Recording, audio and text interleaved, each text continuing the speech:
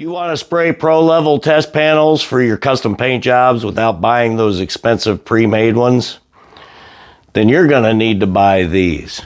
These cheap galvanized craft signs are an awesome, budget-friendly way to test your custom colors. But there's a huge catch. Paint is literally designed to peel right off of this surface.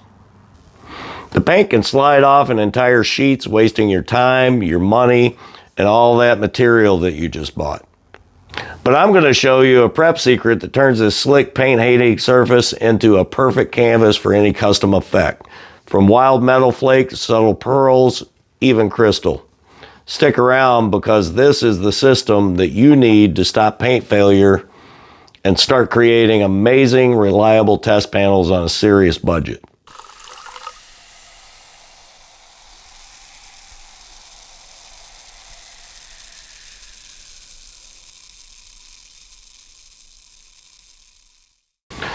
So what's the deal with galvanized steel? Why is it such a paint repellent surface? It all boils down to two main enemies of adhesion. First, these signs come from the factory wearing that invisible raincoat that I mentioned, a slick, oily coating or chemical passivator. This protects the zinc, but it's a powerful barrier that your paint just can't grab onto. The bigger, more scientific problem is a chemical reaction called saponification. It's a fancy word for a simple process that spells disaster. Think of it like this. The zinc in the galvanizing is alkaline. When you hit it with a traditional oil-based primer, the two don't get along. They have a chemical argument, and the argument turns the crucial adhesion layer of your primer into a soft, soapy film. This soapy layer has zero strength. It's like trying to build a house on a foundation of mud. You can do everything else right, but if you use the wrong primer, saponification will make your paint job fail. Guaranteed. It's a frustrating and expensive lesson to learn, and it's the number one reason that people give up on using these otherwise perfect panels. The secret isn't one simple trick. It's a complete foolproof system that beats the chemistry and forces the paint to stick for good. So forget everything you've heard about one-step hacks. The real secret to getting professional results on a tricky surface like this is a multi-step system.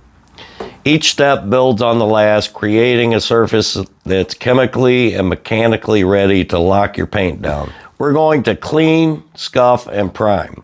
Think of it as a three-legged stool. Miss one step, the whole thing topples over. Do these three things in this exact order, and you won't fail. We're tackling both the oily surface and the pesky zinc chemistry head on.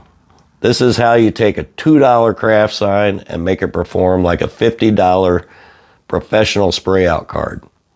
Let's get to it.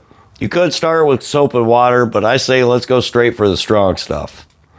We need to use a powerful degreaser to make sure every last trace of oil is gone. A good water-based cleaner and degreaser or a dedicated wax and grease remover is exactly what you need.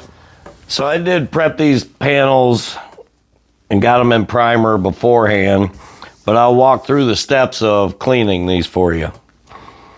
First, you want to grab a clean rag, get it good and soaked with your degreaser. I use a spray bottle. Wouldn't hurt to spray the panel itself. And then you're gonna really clean it. You don't want to be gentle here. You want to get all that oil and grime off. Once you wiped it down, you want to follow that up with a fresh clean rag and use a water-based cleaner.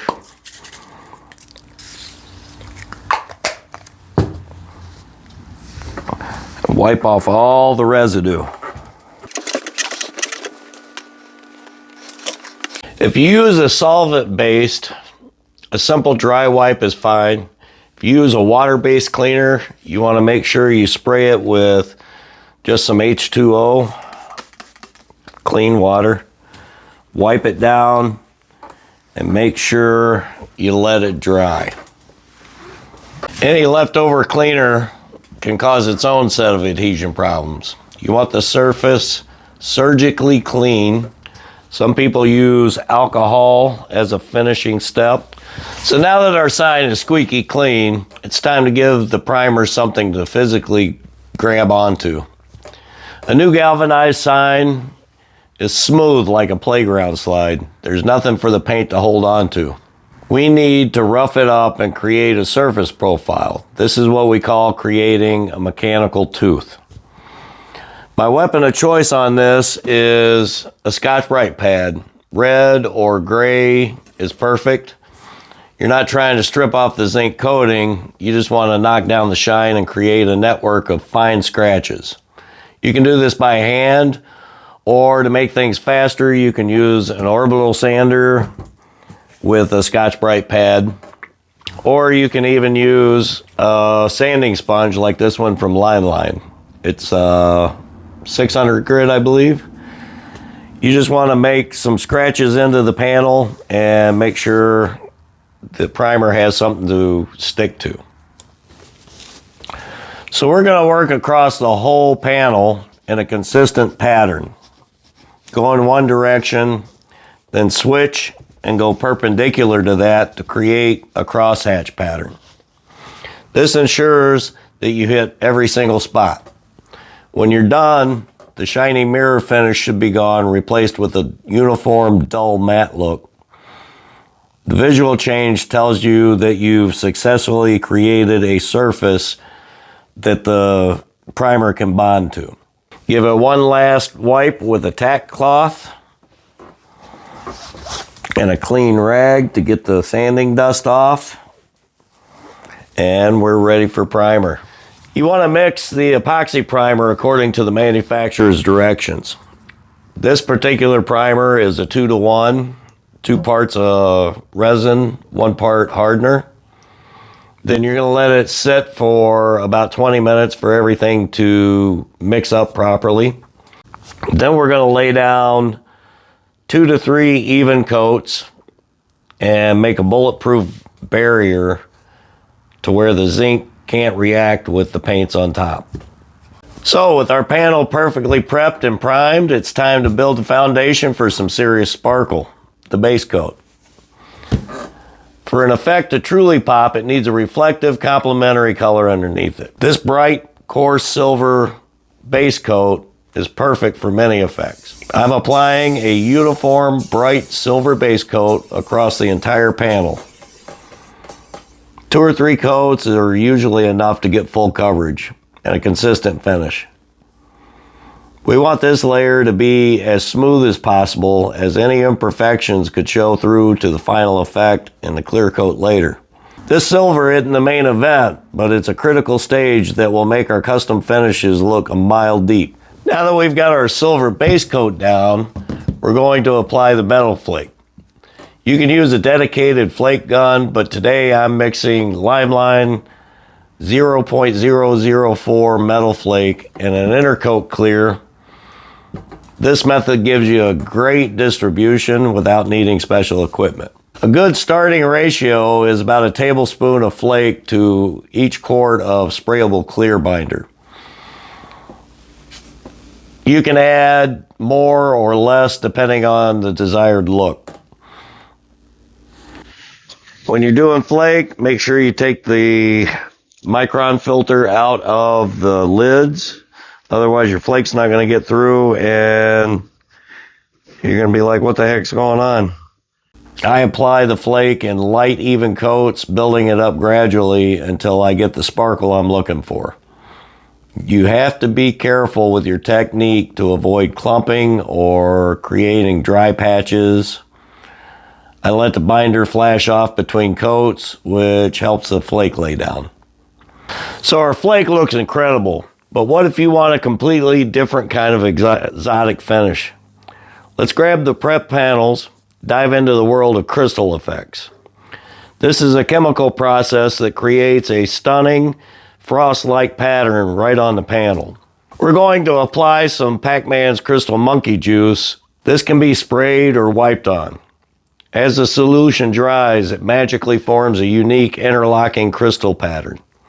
The speed of the drying affects the size of the crystals. The slower dry time gives you larger, more dramatic crystals. Faster time results in tighter, smaller crystals. So today I'm going to cover two techniques of applying the crystal monkey juice. The first one is wiping it on. The second one is pouring it over the panel. So here we have the three panels that we prepped using the epoxy primer, silver base, and silver metal flake. So what I've done here is I've sanded down the protective clear coat to give the crystal solution a smooth surface to bond to. The other thing I have is a tumbler that we are prepping for Clyde to hydro dip. So we're gonna use the wipe-on method for the panels, and then we're gonna pour the solution over the tumbler. Now all you're gonna do is open your bottle of crystal monkey juice. You're gonna pour it into a container, and you're gonna dip your rag in it. Now, any unused monkey juice that you have in your container, you can pour back into the bottle and use that at a later time, as long as it's not contaminated. So for this, we're just going to get it nice and wet, and we're just going to put an even layer of the monkey juice on each panel.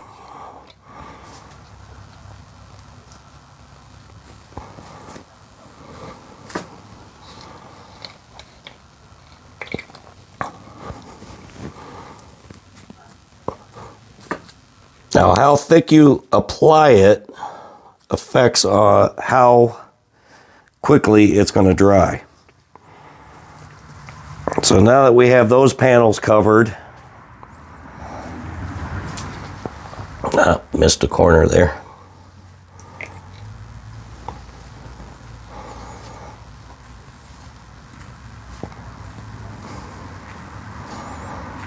And if you're not happy with the crystal pattern that comes out, you can always wash this off with soap and water and redo it.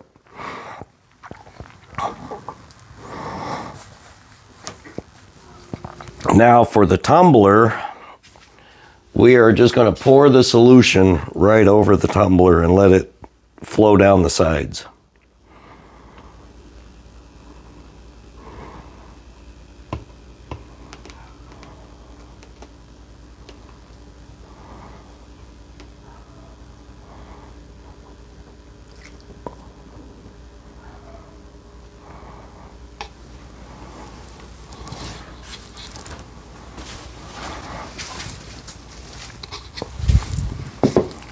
Like we're going to need a little more right over here on this side.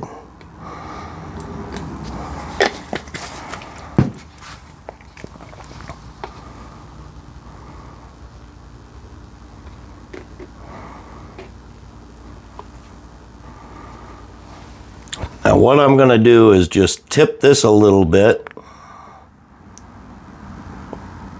to get all the solution off of the top there.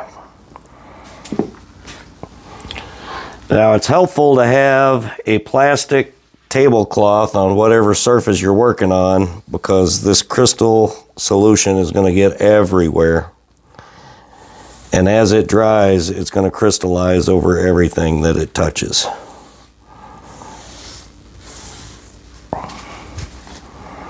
So there we have that.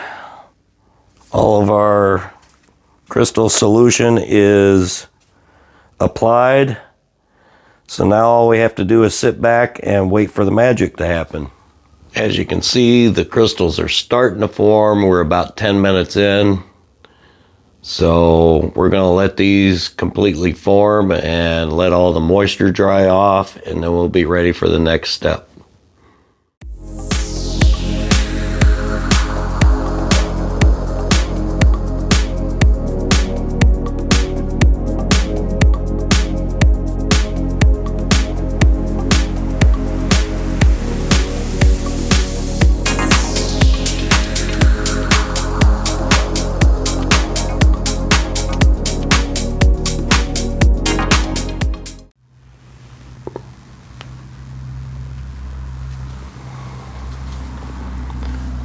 So our crystal patterns are finished forming.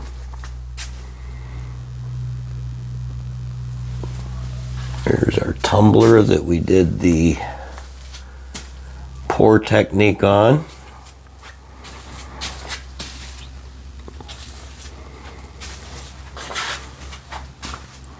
Now all we have to do is wait for all of the moisture to evaporate.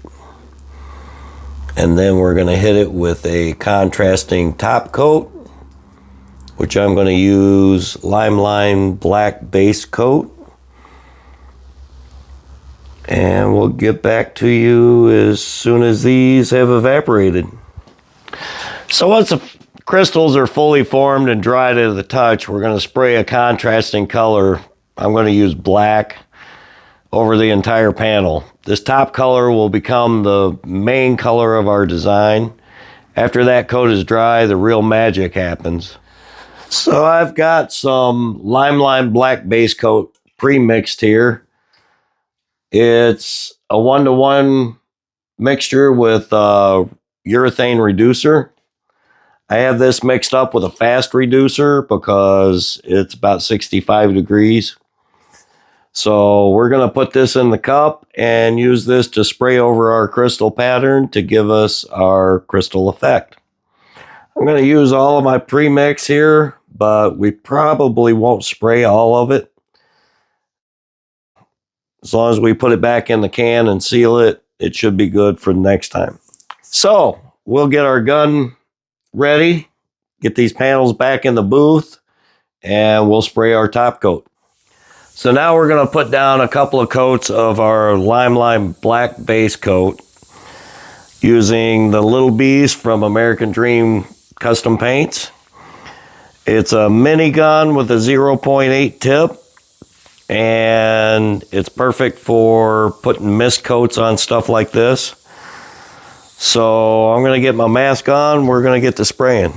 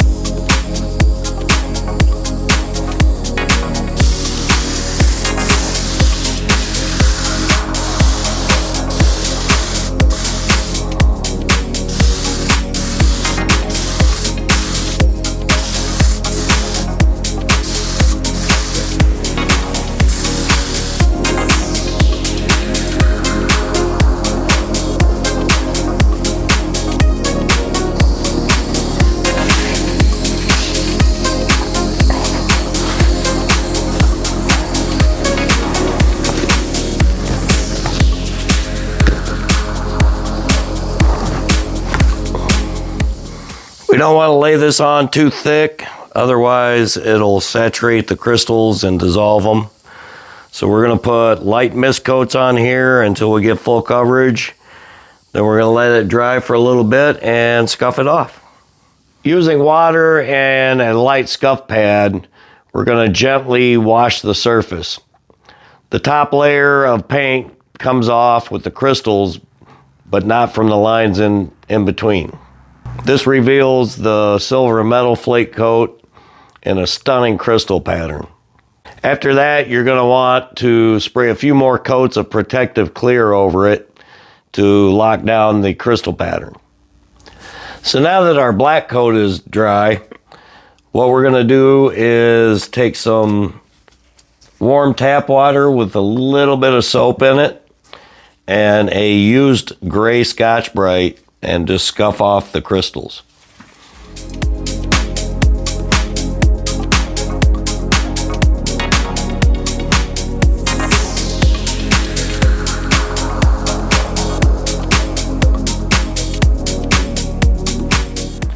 So there we go.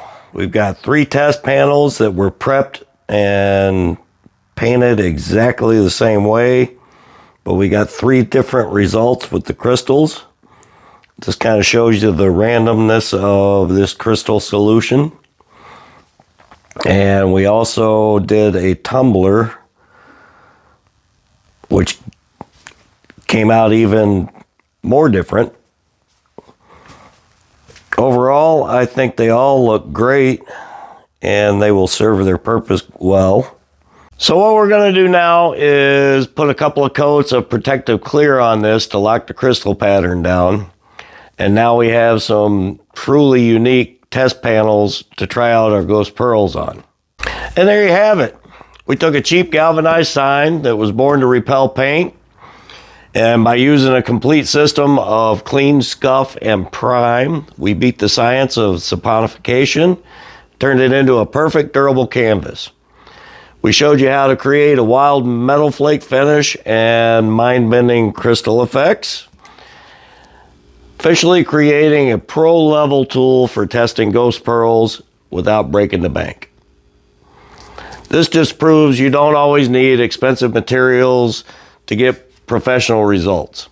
You need the right knowledge and the right system. So if this guide was helpful and it's going to save you some cash and headache on your next project, do me a favor, hit that like button. Make sure you're subscribed for more deep dives into paint secrets and techniques. What effects are you going to test on your new panels? Drop your ideas in the comments below, and thanks for watching. Cheers.